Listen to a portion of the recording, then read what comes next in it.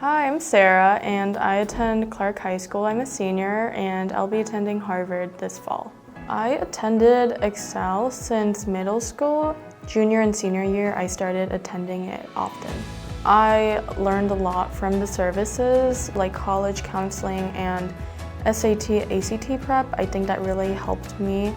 I learned to just go for it, especially during college admissions. I had a lot of reassurance to apply to Harvard early, especially when I was unsure, so I think that was really helpful. Yeah, so I would say to just take it one day at a time. I know it can be really overwhelming, but once you send in those early applications, honestly, just forget about it, because if you don't stay on top of your schedule, it can become overwhelming and you might procrastinate at the last moment.